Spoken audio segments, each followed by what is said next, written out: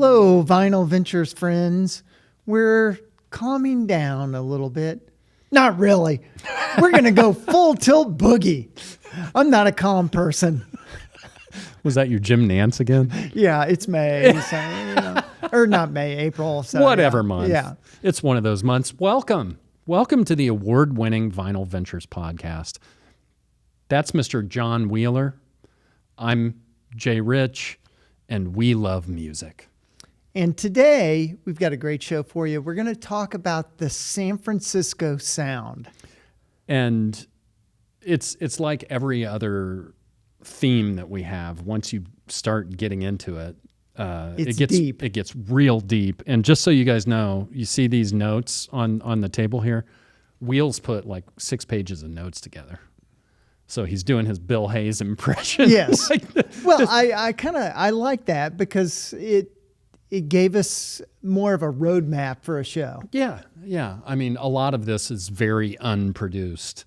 And even with notes, it's very unproduced. We are shoot from the hip kind of guys.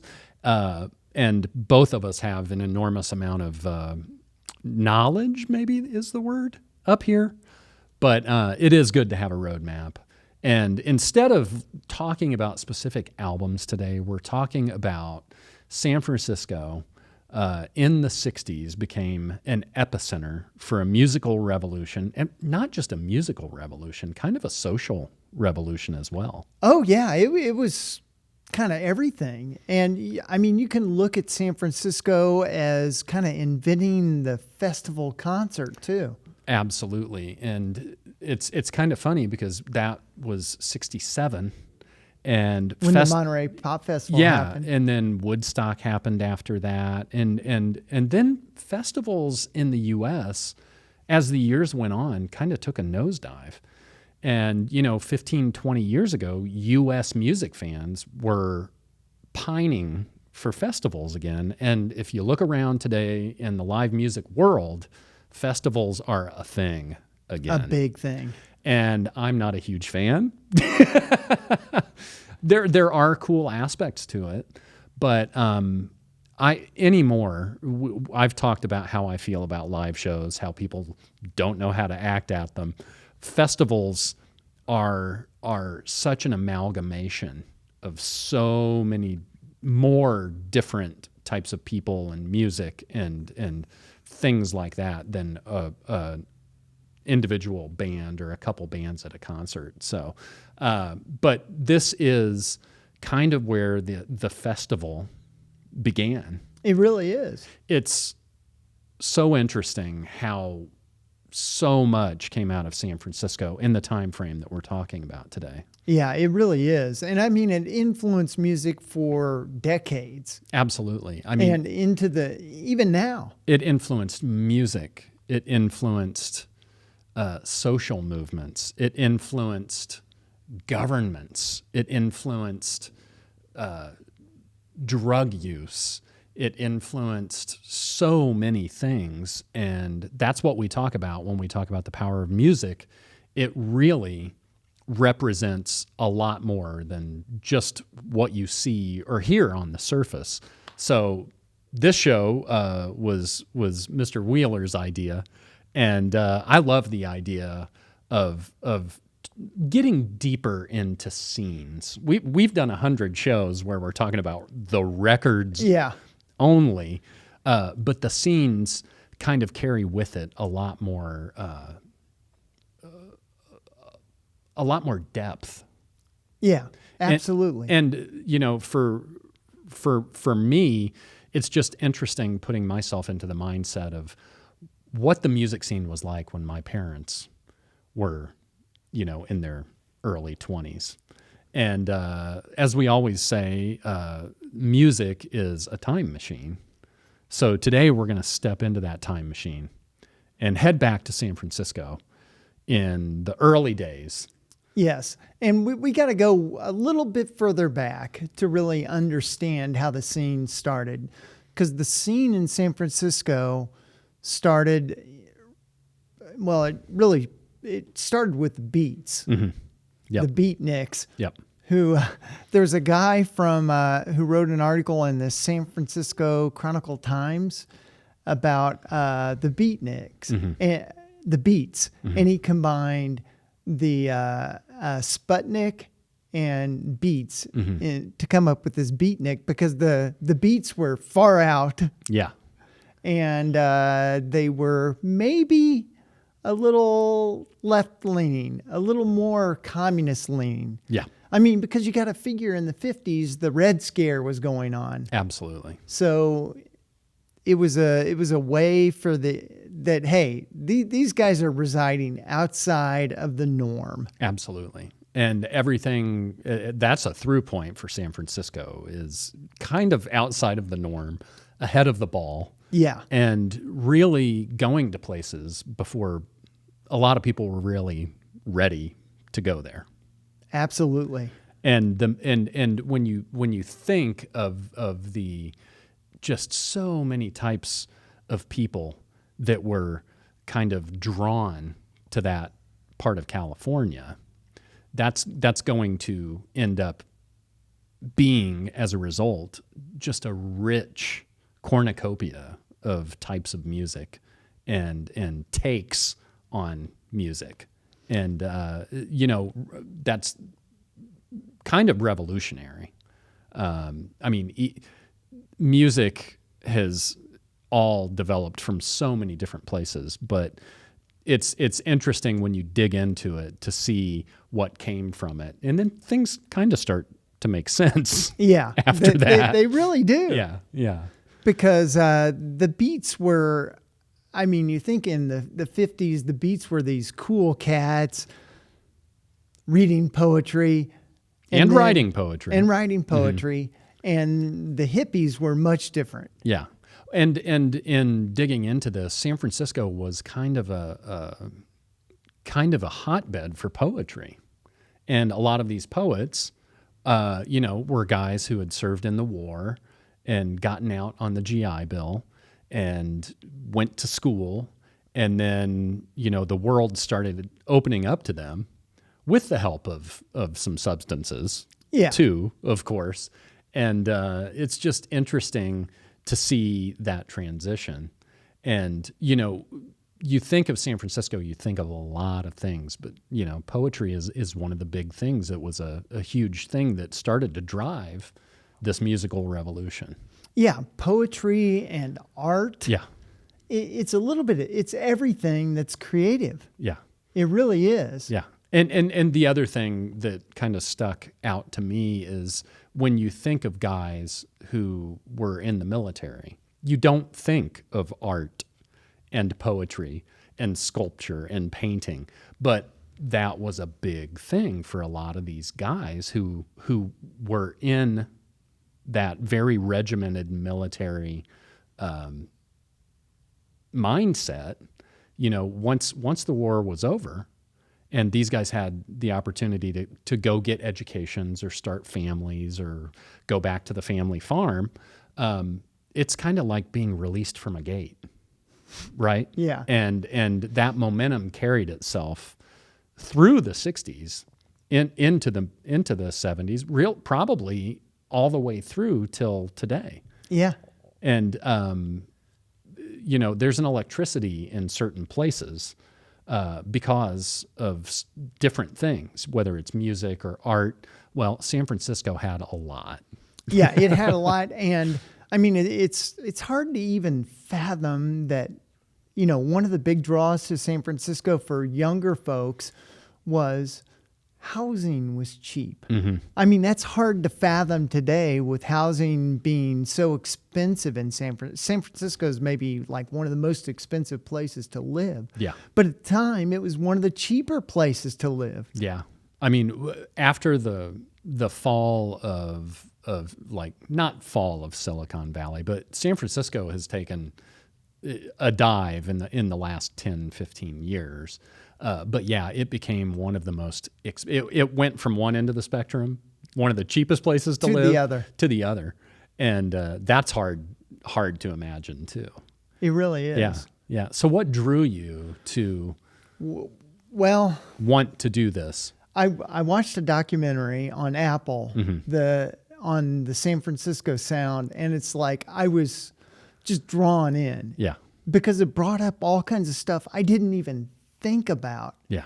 Yeah. And it's like, oh, wow. That's the great thing about documentaries and how many of them are available today.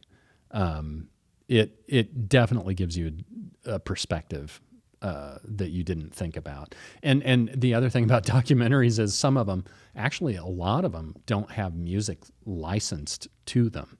So they'll be talking about the Doors, or they'll be talking about Grateful Dead, just to get back to the San Francisco bands. And they can't use any of their music. Yeah. So it's other production music, but they're talking about music that you know. So Yeah. it's kind of a mind warp. But there's always something in these documentaries that you never knew before, or you understood in a different way, but are coming around to learning it the right way now. Yeah. So, if you think out of the beats, how did San Francisco get into music? Folk music. That was a natural progression for the coffee house crowd. Mm-hmm. Yeah. And so folk music got an early foothold in San Francisco. I mean, around 60, in the early 60s. So 63, a lot of these bands were into the coffee house scene.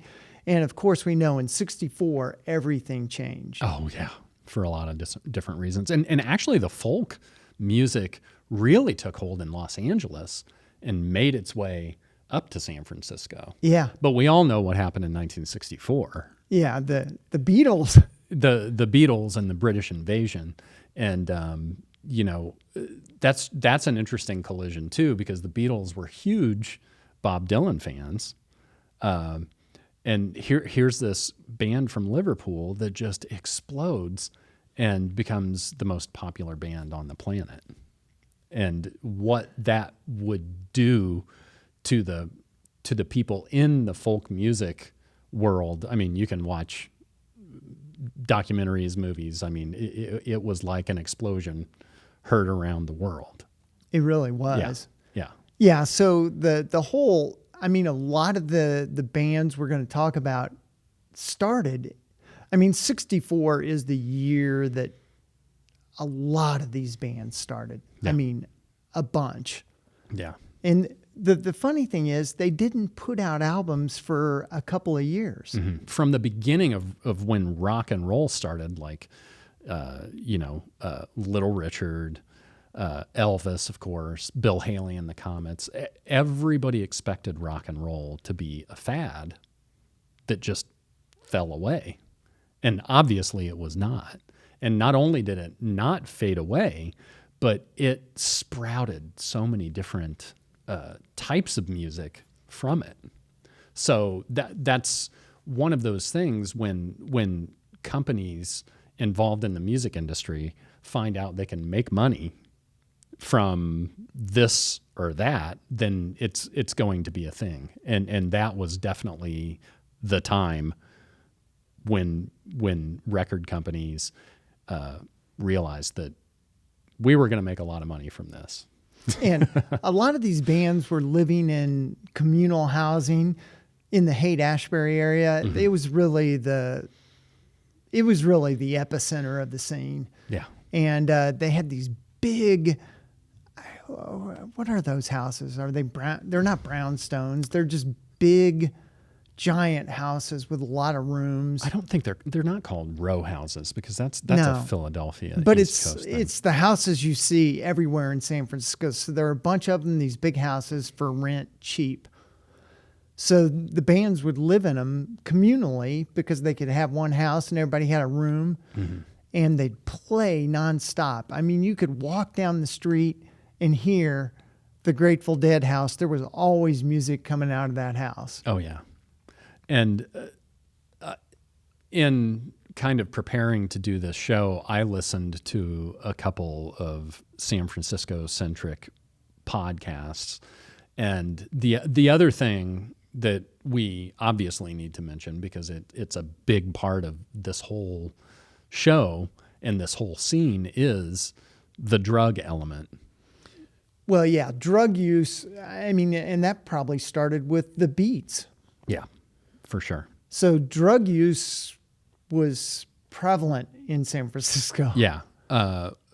Obviously, first marijuana, and then when LSD made its way into the general public, that really became a huge thing. And one of the through lines in listening to these podcasts that I kept hearing is that there was something about the way that the music, especially the live music, felt to someone who was on a trip.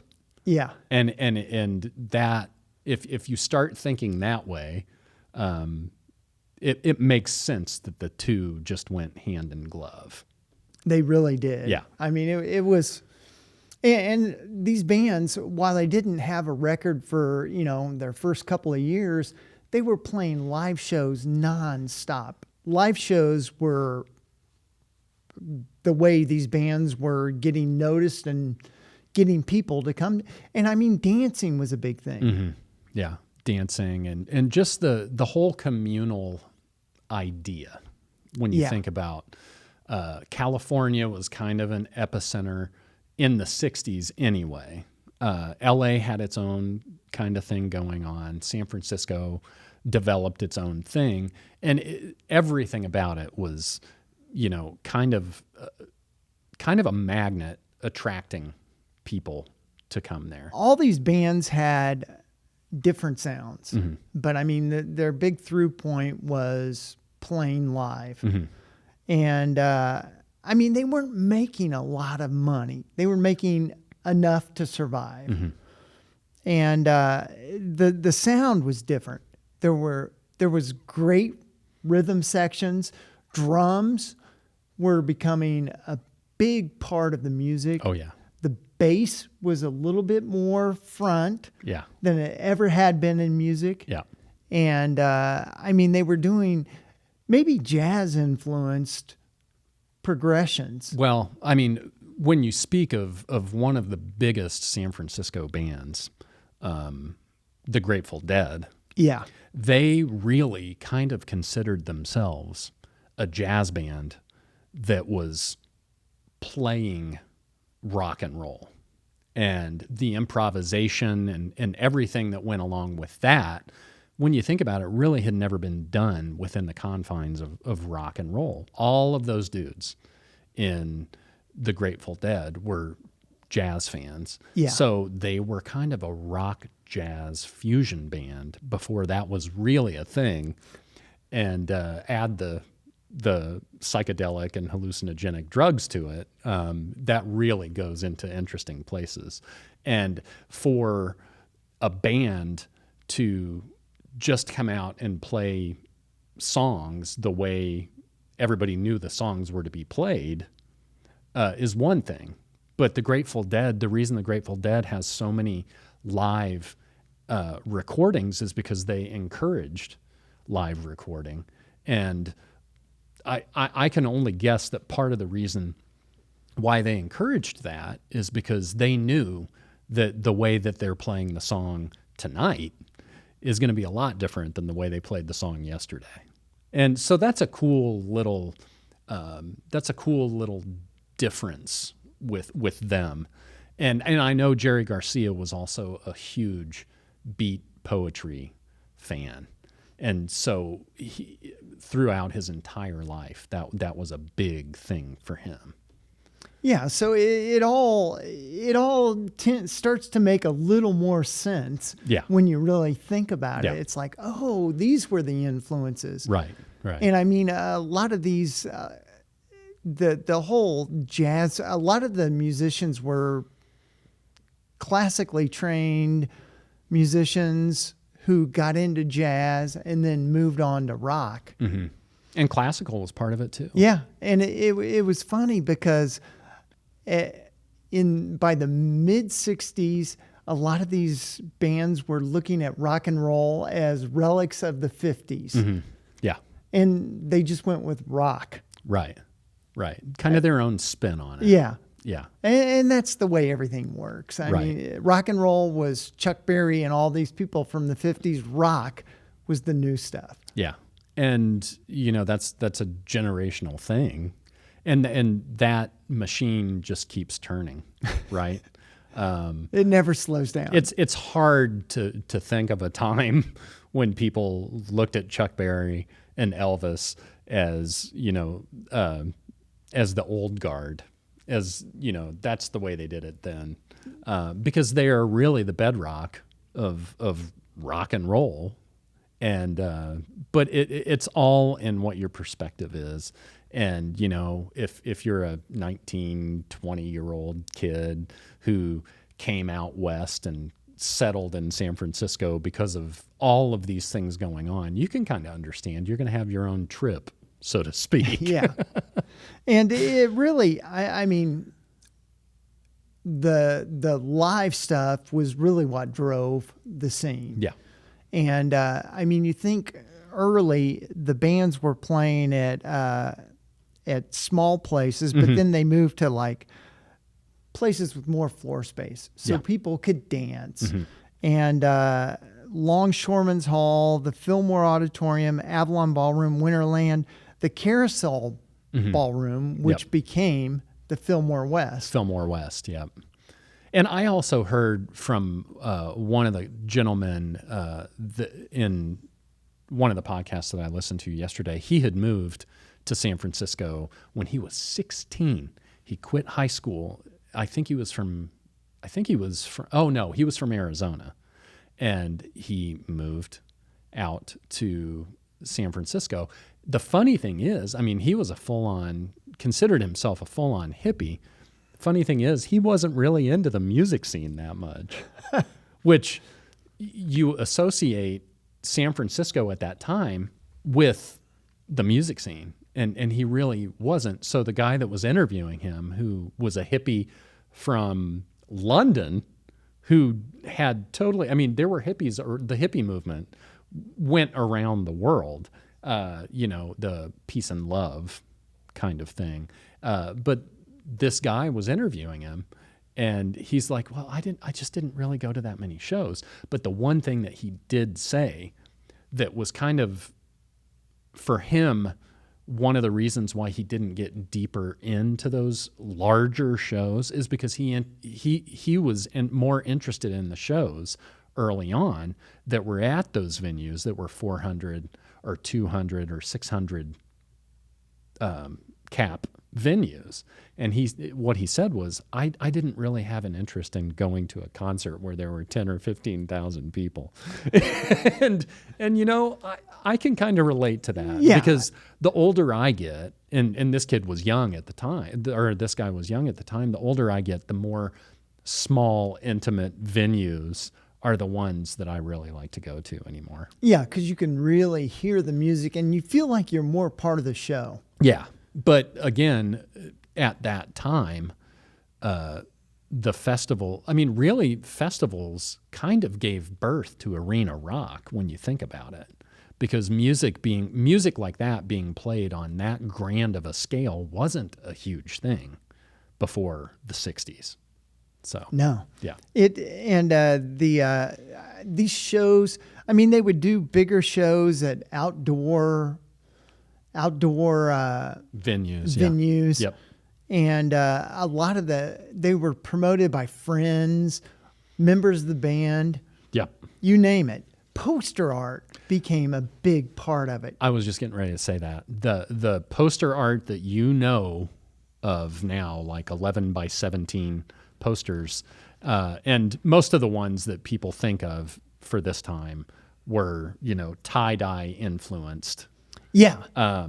But that was an original thing in San Francisco. Yeah, from it was a complete area of creativity. Yeah, and I also had heard yesterday in digging into this that, I mean, not only was that it was multifaceted, because the people who were promoting those shows obviously had a lot of friends who were artists, and that art form became such a huge thing and such a valuable thing to the promoters, because the promoters were like, we can, hang 30 of these posters outside of wherever the show was, Haight-Ashbury or wherever it was, and they would get that reaction and get those people attending those shows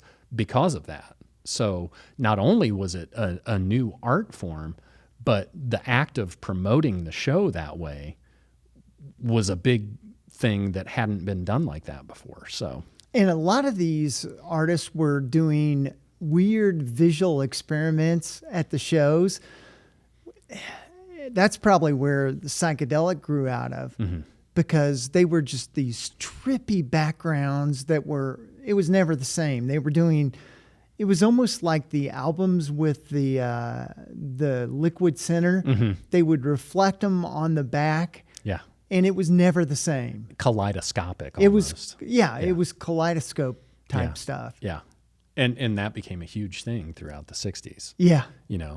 One of the bands that I first think of when I think of that kind of thing is Black Sabbath. That was a big thing for them, which is that's much later in the 60s, but you associate that with like the hippie or the San Francisco bands, but that people take ideas like that and run with them. It became a big scene. Hey, before we get any further, let's remind everybody to...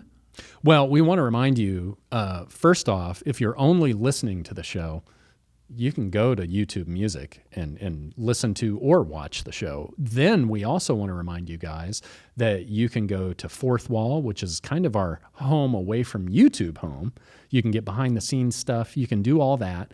But most of all, we want you guys, if you like the show, you like what you see and what you hear, we want you to tell a friend about the show. Yes.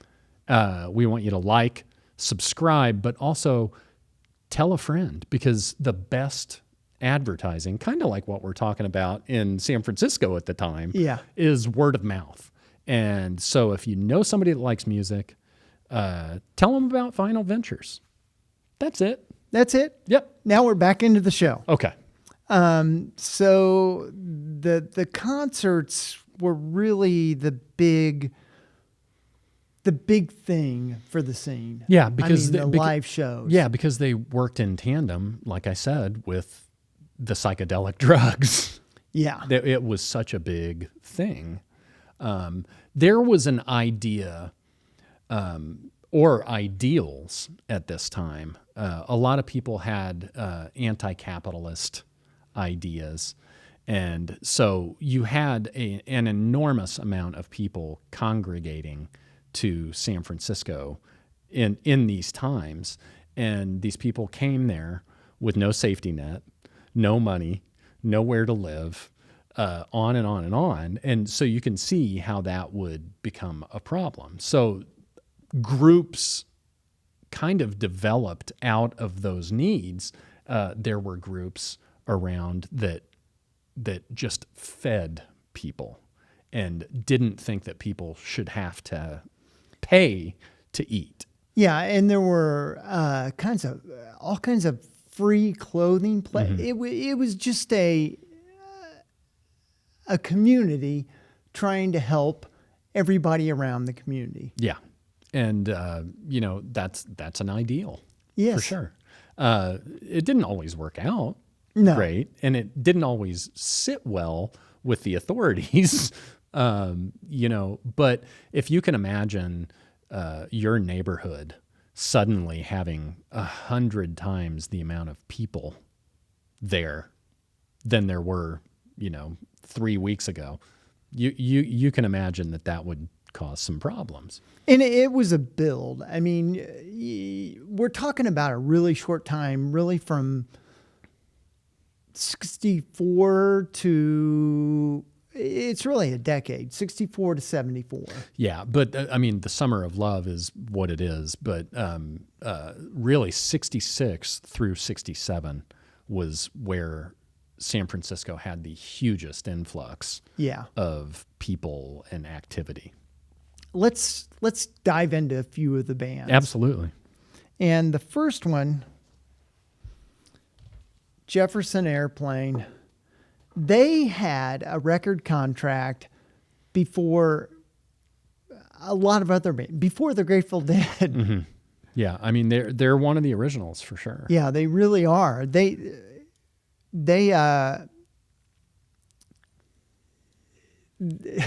went through some changes. Mm-hmm. So this is their second album. Yep.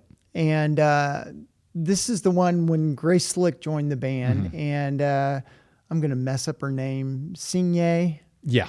Singye had left to have a baby. Mm-hmm. And she really wanted to be a mother. Mm-hmm. But, I mean, the night, her last show, Grace Slick joined that night. It's pretty crazy, right? Yeah. And it's an interesting, it's interesting in the sense that when you really think of these times in the early 60s, there weren't a lot of female-centered musical acts, right? But she's definitely one of the originals. Around the same time, you had the Mamas and the Papas, which was 2 men and 2 women. And it's an interesting, I'm sure, all you have to do is look through music history. I mean, that dynamic when there are men and women in the band is much different than it is with just men. Yeah. And, Grace ended up having, I think she had relationships with multiple guys in the band. She was a different animal for sure. But it was Grace and Cantner who ended up having kids together. She's one of a kind. I was listening to different music from this era over the last few days, and I've never been a huge fan of them, but one thing that you absolutely cannot deny is that her voice is, as soon as you hear it, no matter if it's White Rabbit or if it's Somebody to Love it is so distinctive. Her voice is so distinctive. So I always, when I hear it, I think back to this time, even though I wasn't there. She's like the voice, kind of one of those voices of this generation. She really is. Those 2 songs, Somebody to Love and White Rabbit, she wrote, but she wrote them for her previous band. Oh, okay. And so you can hear a big change in Airplane sound. Mm-hmm. And I mean, the thing with San Francisco, all these bands knew each other. Mm-hmm. There was a lot of intermingling of members and members playing with other bands just for one set. Oh, yeah. Or leaving and joining and forming other bands. Yeah. There are those bands or those individuals that are just kind of not, I don't want to say the poster child, but the person that as soon as you hear it, your mind goes to. And Grace Slick, even though I'm not a huge Jefferson Airplane fan, her voice is just on another level, especially early on. And that's a really cool thing. Yeah, and I mean, you can see how she changed the band because she sang most of the songs, Mm-hmm. but before Singye didn't even sing all the songs. Yeah, yeah. And Marty Balin was the other lead vocalist in the band, and his voice is fantastic as well. You can kind of imagine the interesting dynamic there, right? Yeah. The times where free love was a big thing, maybe the not so traditional ideas of relationships were a big thing. But how does that work interpersonally when you're talking about being in a band with 4 or 5 other guys? Yeah. How do you navigate that as a 20-year-old or 25-year-old? It would be an interesting and fertile place to get inspiration. Indeed. And I mean, most of the songs on this are pretty traditional length. It's not until this would have been their fourth album that came out in 1967. So that came out in 1965. And when this came out in 1967, the Crown of Creation.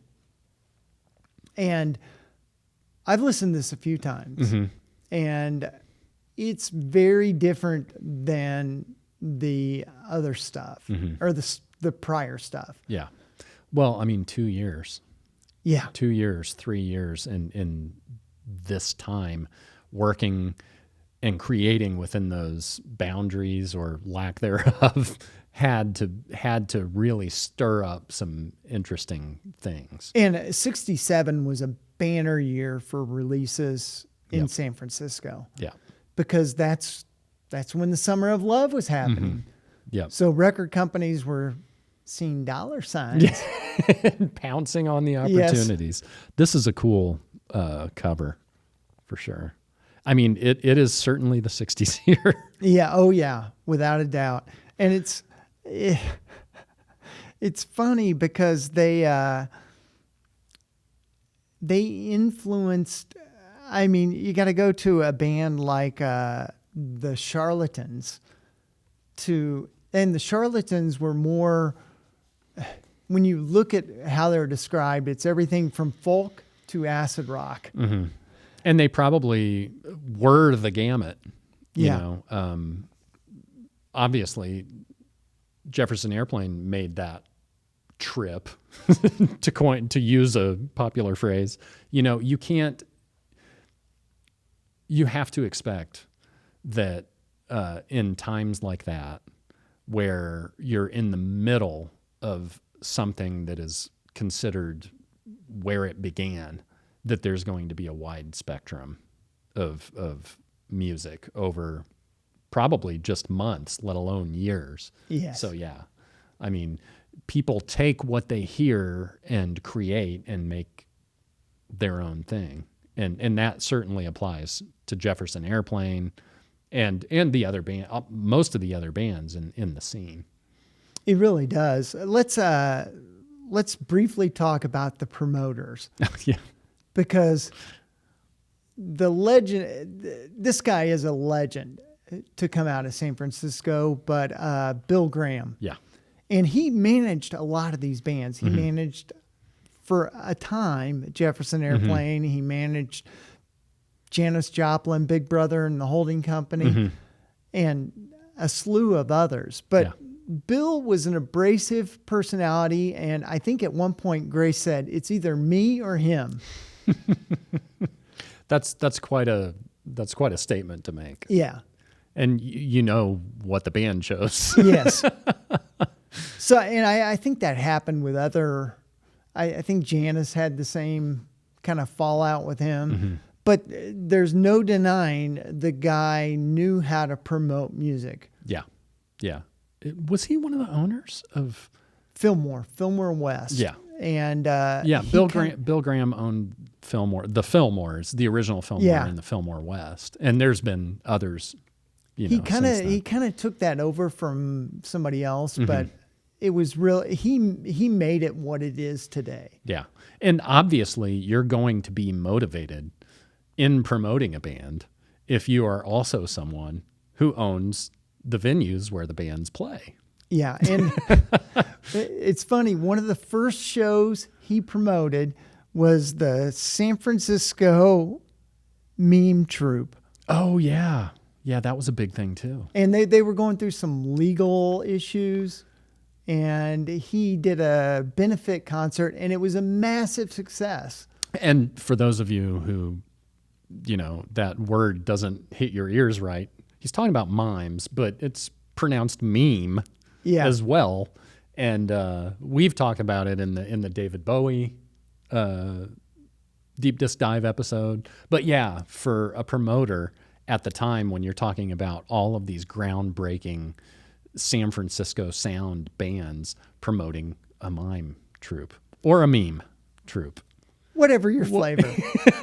But so out of that, I know one thing I wanted to mention. Peter Coyote was in the documentary because he was in the meme troupe. Oh, was he really? Yeah. He's he's obviously a great Actor. he's a great actor, but more known in the later years of his career as a voice actor. Yeah. Oh, because his voice is all over the place. He has a great voice. Yeah.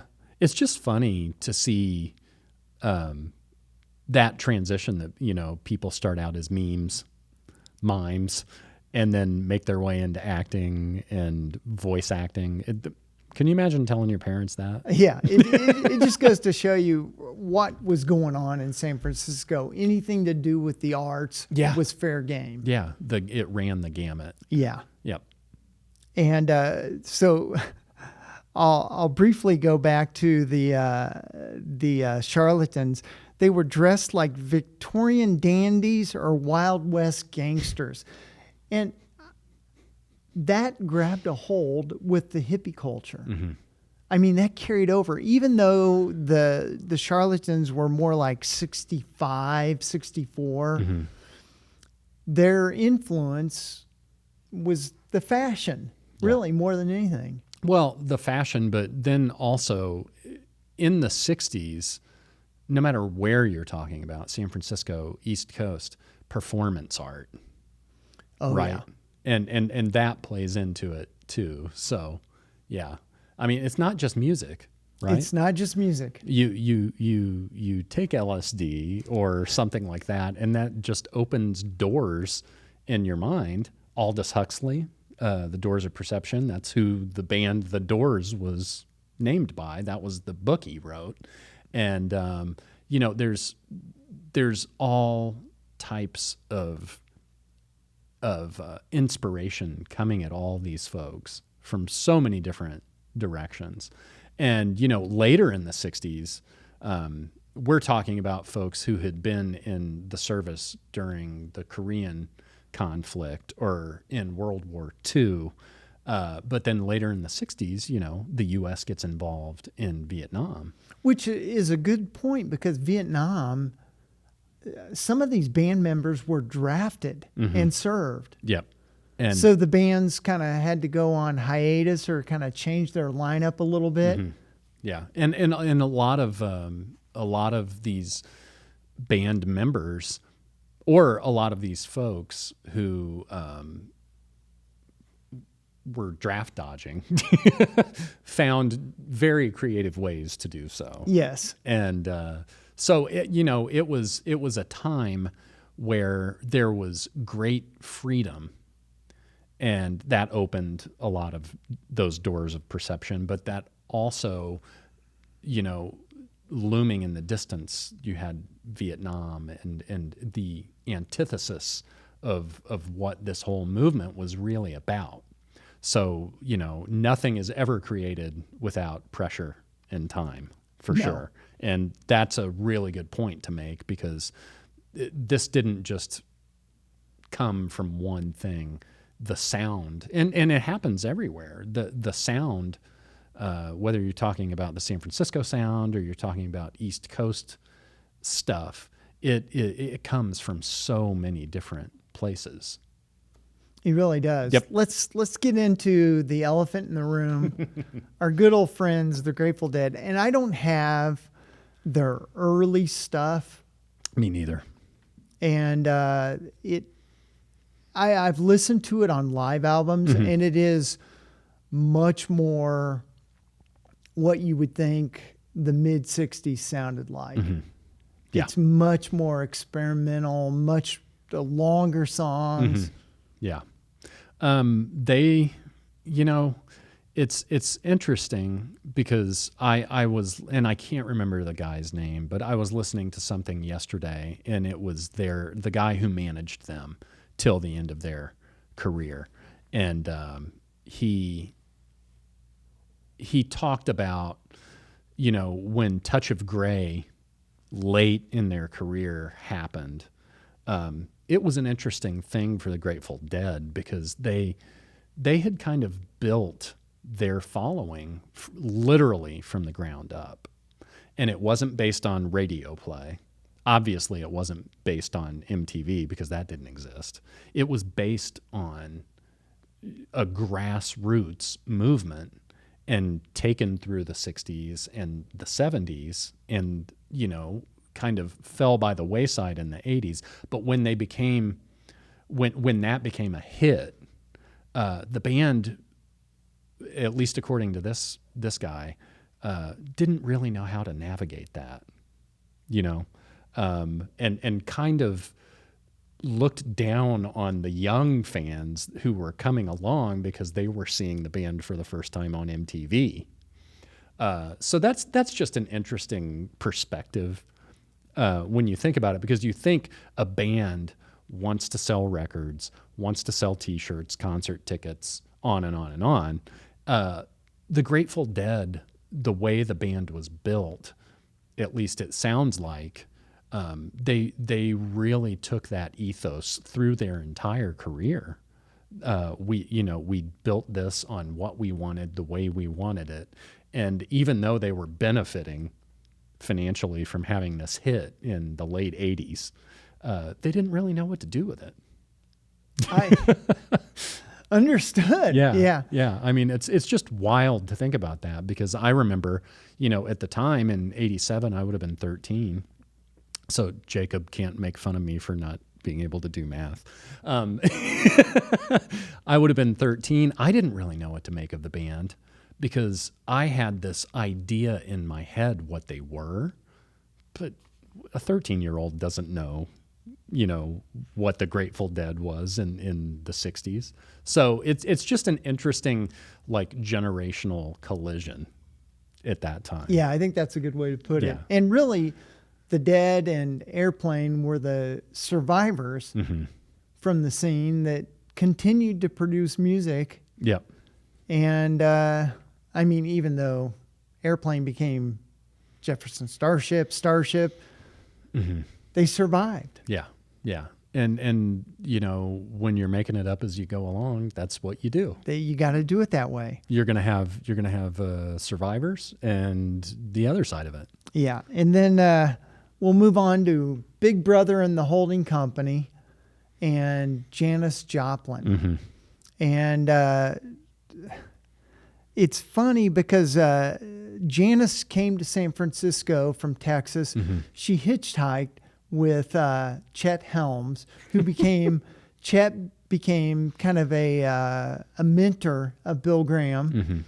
And Chet was a big promoter also. Yeah. And Janis briefly went back to Texas, was going to live a normal life, but came back and then joined Big Brother.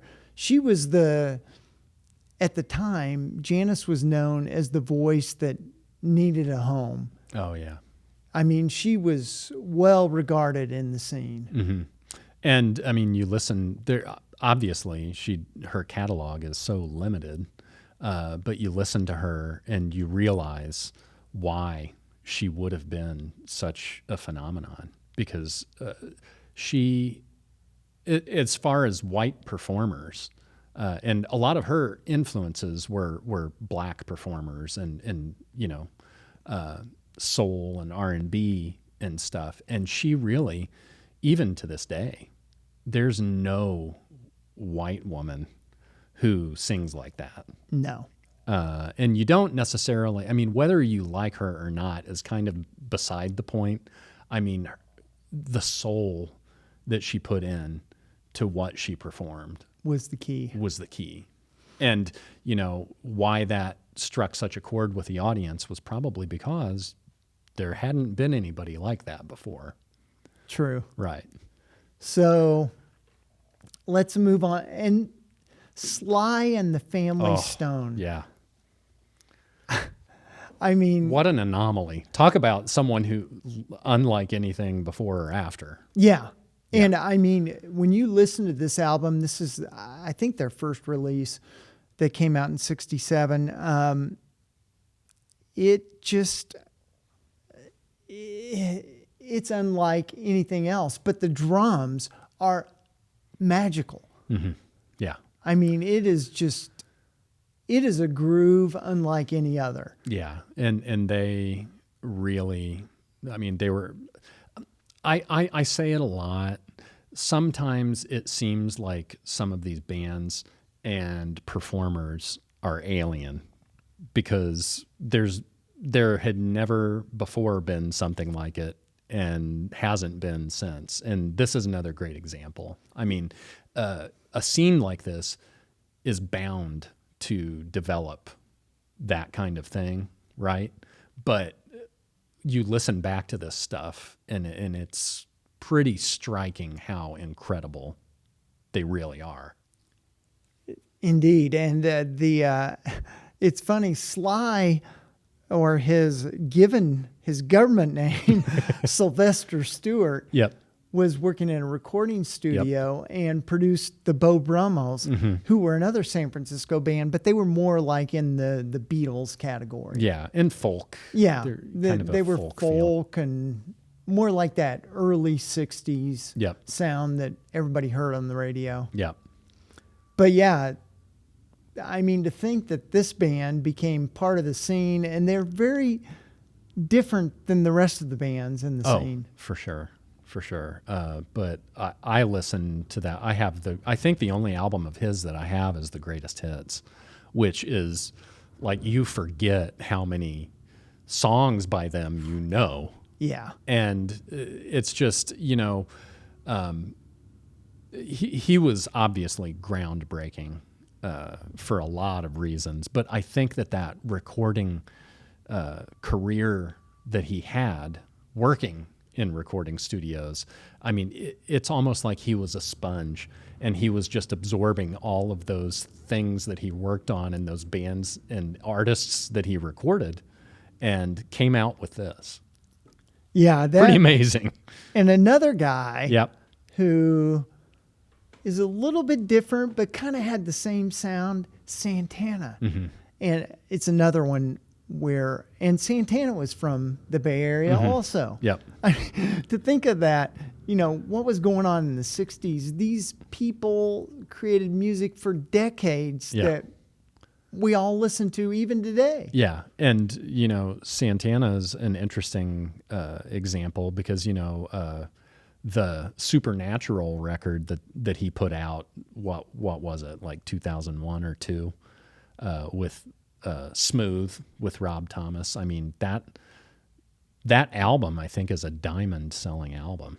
At that point, you're talking being over 20 years past this point in the 60s, which I think speaks to sometimes these artists don't change all that much.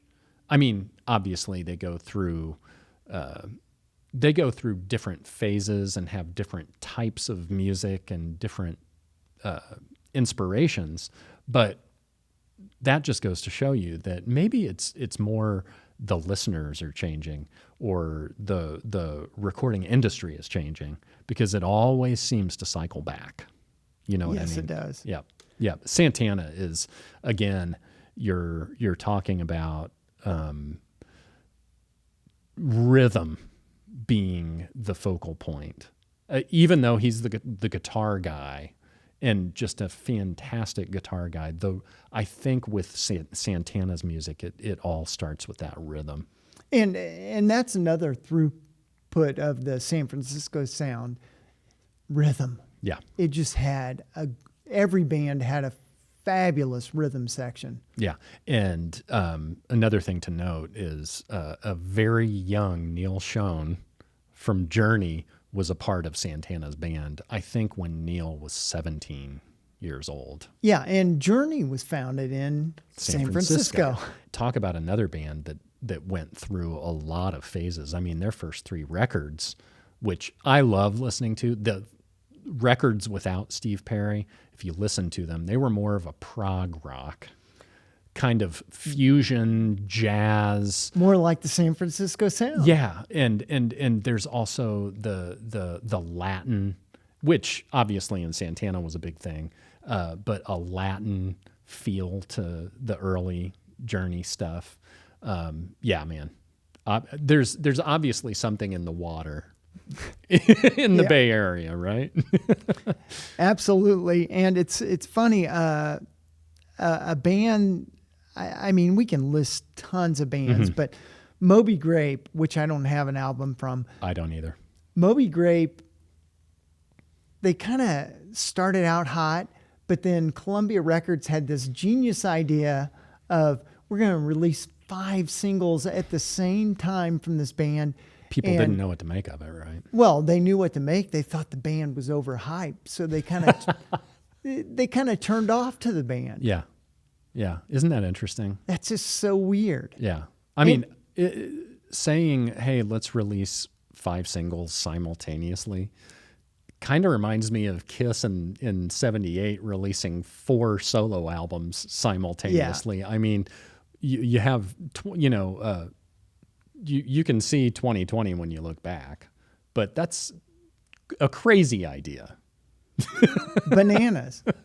So that kind of hurt that band. There's tons of other. Steve Miller was from San Francisco, Blue Cheer, Hot Tuna, all kinds of other bands. Canned Heat. This band, It's a Beautiful Day, which I bet a lot of you have never heard this band. Oh no. And a guy turned me on to this band and actually gave me this album. He's like, you got to listen to this.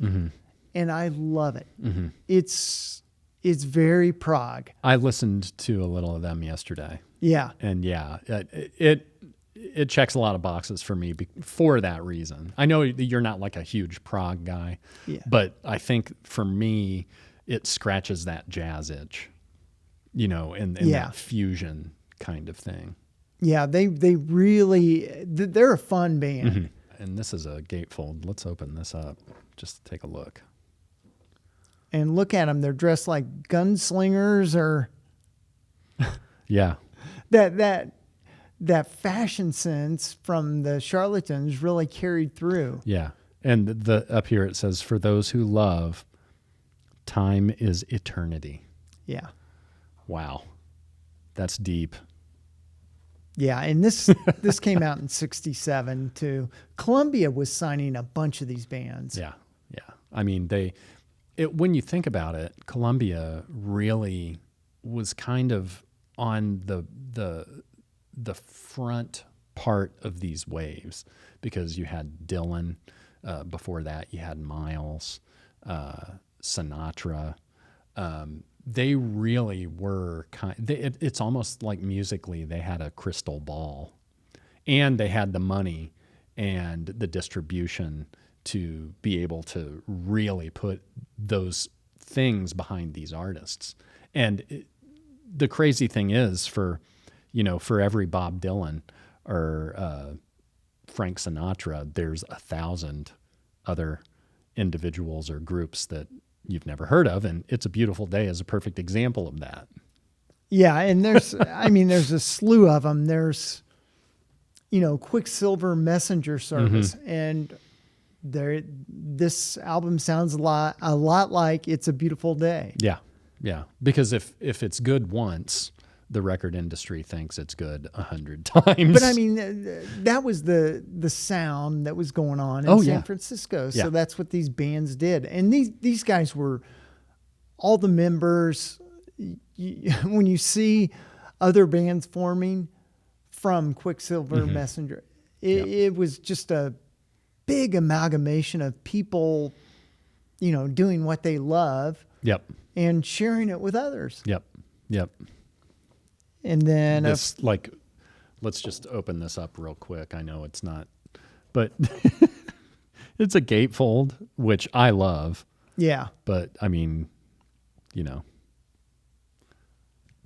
then you have these guys that look like they're playing in a gold rush town. Yeah, in the 1800s. Back to that charlatan style. Yeah, I mean, that was a big thing for that part of California, too. Yeah. I mean, the gold rush was the, mid-1800s, and that's where a lot of these seeds were first planted. So cool. And then you have a band like New Riders of the Purple Sage. And they were a little bit later because they were kind of, they were part of another change in a music scene, the country rock. Mm-hmm. Which, honestly, that Southern rock country thing was more of a L.A. Kind of thing, but then obviously made its way not just to San Francisco, but all over the planet. And that's, I mean, you had the Eagles eventually doing that. You had, before that, really, when you think about it, the Byrds were a huge thing. The Flying Burrito Brothers, Poco.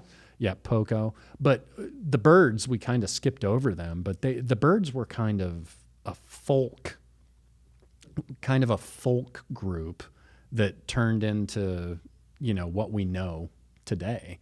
And then, of course, from the Byrds, you had David Crosby, which Crosby, Stills, and Nash was also kind of that Southern, not really Southern rock, but I mean, Crosby, Stills, and Nash, I don't think you can really put them in any category. No. But yeah, they were a big thing then too. And then, I know we're talking about San Francisco, but like that Laurel Canyon group of songwriters in the late 60s and early 70s, that was a big thing too. California really gave us a lot of different music scenes and artists. So Indeed it did. Yep. And now we jump ahead. We're going to jump ahead. It's the Summer of Love, 67. And we don't have a live album of the pop festival, but I mean, the key was it was shot as a documentary by D.A. Pennenbroker, whatever. And it was, and then he would later go on to shoot The Last Waltz with the band. Yeah. So that became really the epicenter of the music scene. During the Summer of Love, 100,000 young people, it's pretty much when school let out, moved to California, to San Francisco, to be a part. And I mean, the Haight-Ashbury area became like a zoo. Yeah. Families would drive down there to look at the hippies. I mean, you think about 100,000 young people dressed as hippies doing drugs. Yeah. Because most of these kids were just there to experience the summer. So you can imagine the strain that would put on the cops and the local government and, the people who lived there and had to work in that area. And so the Monterey Pop Festival happened. It was really the pivotal point to the Summer of Love. And it happened in June. And there was another concert that happened the week prior. So there was a lot going on in 67 in the Bay Area. I think that where they had the festival, the capacity was like 7,000, right? Yeah. Had more than the fire marshal would not have been happy. But the Monterey Pop Festival had a board of governors. Oh, yes. And Smokey Robinson and Berry Gordy were enthusiastic about it, but they didn't do much. Paul McCartney was a big proponent for this. And he said he would only be on the board if they included Jimi Hendrix and the Jimi Hendrix Experience. And that was their first performance. Yeah, their first big performance. Big I mean, performance. I'm sure they performed a bunch in Seattle. It was kind of their coming out. Yeah. For that group. It was a coming out for tons of other people, like The Who. Oh, yeah. It was the first time The Who had really been exposed to a U.S. audience. And their show at Monterey is legendary because Townsend smashes the guitar, so they had to clean up the stage before the next act. Ravi Shankar. Yeah. Who was associated with George Harrison. Yeah. And Janice played, Otis Redding. Oh, So there were a bunch of bands that were part of that festival, and that really, I mean, it became the blueprint for Woodstock. oh, absolutely. Just seeing the chaos that happens at these things in modern times makes your head swim about what it would have been like to be there at the Monterey Pop Festival in 1967, where there's like 5 times the amount of people around that they actually had the capacity for. The Beatles and the Stones were not on the playlist.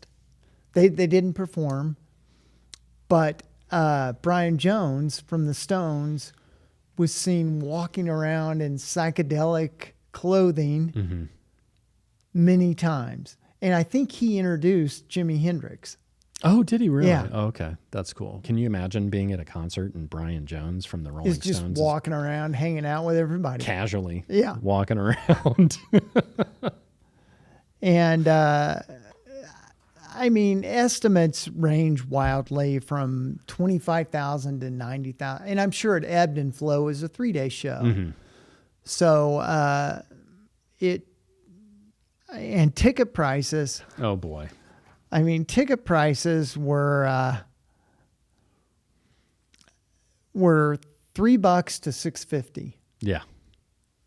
And I think people who had 3-day tickets had the best chance of getting a seat. It was at a fairgrounds. Right. That's in right. Monterey. And that's why, because a livestock barn only could hold like 7,000 people. Right. So it was more like a big festival with different stages. Thinking of the bands that came out of there, I mean, it's everything. I mean, kind of the West Coast hip hop sound started with Tupac, who's from San Francisco. Yep. And there's just band after band that we know from San Francisco. A couple of them. Have you ever heard of one called Metallica? That's another thing. The metal scene, the punk scene really started to take hold. Yep. Thrash. You also have Green Day, which is a pretty big band. Rancid, Faith No More, and even bands like Third Eye Blind and Train are San Francisco area bands too. So, there's a lot of musical influence that comes from that area. Even Vince Guaraldi, that we know as the jazz pianist, the Charlie Brown theme from San Francisco. The Tubes, they're a San Francisco band. There's so much going on. And we could spend hours upon hours. We could do multiple shows on the San Francisco sound and Haight-Ashbury and the hippie movement and all of that. I think it's easy to forget just how much comes from the San Francisco area. It really is easy to gloss over it because, I mean, it's fun. I kind of got OCD with this because it's like, I like that. I want to know more. And the more I learn, the more came out. This is a community here. Vinyl Ventures is a community, and we want you to be part of that community. I think back on the early days of the show, you and I both listened to and like a lot more different things than we would have if it weren't Absolutely. for Vinyl Ventures.